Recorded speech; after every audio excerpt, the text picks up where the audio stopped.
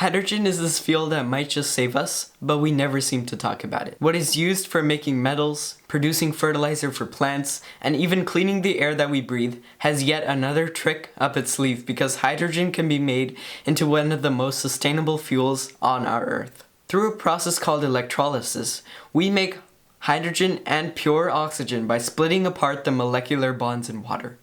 And even though this sounds like a lot of work, this simple model that I made in my garage can make this happen. But let's backtrack for a second. Why hydrogen? Let's think about cars for a second. You got your famous two, right?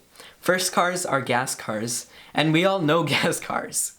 Gas cars don't take very much emissions to produce, but where they produce a lot of pollution is when you actually need gas to drive the car. EVs, on the other hand, don't take very much pollutions to drive, but where they cause all their harm is when you actually have to build the batteries that go inside the car.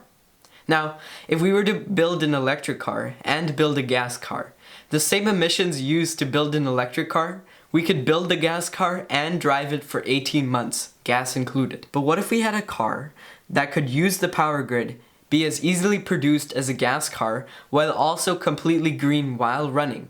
And that's where hydrogen comes in. When you burn hydrogen, you don't get CO2, you don't get methane gas, but you get water. The same water that we used to make the hydrogen in the first place. Now you might be asking me, well, why haven't we implemented this sooner? And that's because we've already tried. The first commercially available hydrogen car, the Toyota Mirai, was launched in 2015. But then I must ask, why haven't we all started using hydrogen cars after the Toyota Mirai? Well, hydrogen isn't all that easy and breezy, and there's two main issues with hydrogen right now that's kind of holding it back becoming the fuel of our future. Firstly, the way that we make hydrogen now is not the way that I talked about in the beginning, and most of the world's hydrogen is produced as a byproduct from burning coal in high temperatures, or by reacting steam with methane gas to produce dihydrogen and CO2. So it was not feasible to power these so-called green machines with in investors' eyes at the time, coal. And that's not all, folks, because hydrogen is also a real pain to transport. Because of its low energy density compared to other fuels like gas or diesel, you're gonna need to pack a lot of it into a small space to make it transporting it worthwhile. And you can only do that with two main ways. Firstly, you gotta make it cold, like negative 253 degrees Celsius cold. And that has its own issues. If we have problems in a supply chain transporting milk that needs to be kept at 4 degrees Celsius, then imagine hydrogen. Secondly, there's pressurized hydrogen, which has very little energy density while even being heavily pressurized. If you want to transport it economically, you're gonna need a pipeline because trucks just don't hold enough to make it worthwhile. So what if we were able to cut out this transportation issues and just make the hydrogen exactly where we need it, like the gas stations? By using the model that I've built, that's exactly what can happen. And this can be done with nothing other than the machine itself and city water and power, which gas stations already need. This is called on-site hydrogen production.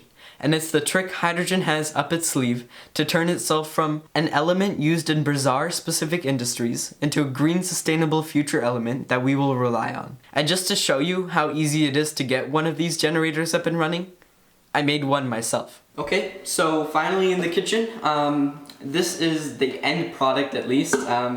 Let's see if it works. This is actually my first time testing it too. And like recording in the kitchen gives me like those Top Chef cooking shows vibes. Basically, this is actually very simple. If you want to skip to it just working, I'll put the timestamp and you can just skip forward to it.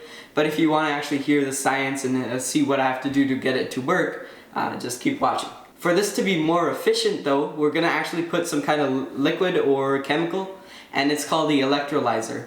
And it makes basically the water more conductive so that it can speed up the hydrogen generating process. We're gonna actually be putting baking soda in hot water and dissolving it, and that's gonna be our electrolyzer. The byproduct with using baking soda is that it does make some CO2 as well, so this is not gonna be nearly as efficient as if you were to use something like caustic soda, but it's a great first time testing and it's a lot safer than something like that. Now you may wonder why there was a sudden scene change, and that's because my SD card decided to corrupt the last file where I actually was testing the reactor.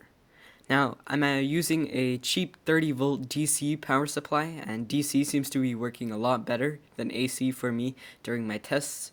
And especially for the reactor that I'm doing right now, polarity doesn't matter because I'm going to be generating oxygen and hydrogen together and I don't need to worry about separating it.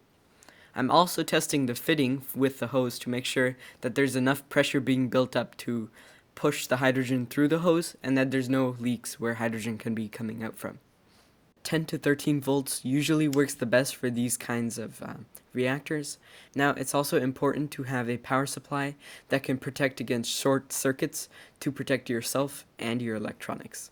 And here's a little close-up of the first time I've ever recorded this hydrogen reactor working. And as soon as I connect power, you can see that the water gets a little cloudy right here. And this is actually the small particles of hydrogen and water being separated. Now I also connected the hose, and using this little setup here, it can visualize how the bubbles are going through the water and getting collected in the cup. And it shows that this hydrogen reactor, even though it's a little less efficient, it's still making quite a bit of hydrogen. This is just one of the uses for on-site hydrogen production, with others being renewable energy storage, hydrogen vehicle fueling, long-distance transport electrification, decarbonized steel manufacturing, sustainable ammonia production, cleaner industrial processes, energy for remote areas, resilient energy backups, safer hydrogen supply chains, localized green fertilizer production, preserving crops with hydrogen, portable hydrogen power systems, decarbonized industrial heating, efficient hydrogen cooling systems. Specifically, I'm working on the automotive side of hydrogen production. But the possibilities for this kind of tech will be endless. And as we're all looking for the green savior for our future, there's a big possibility that hydrogen might just be it.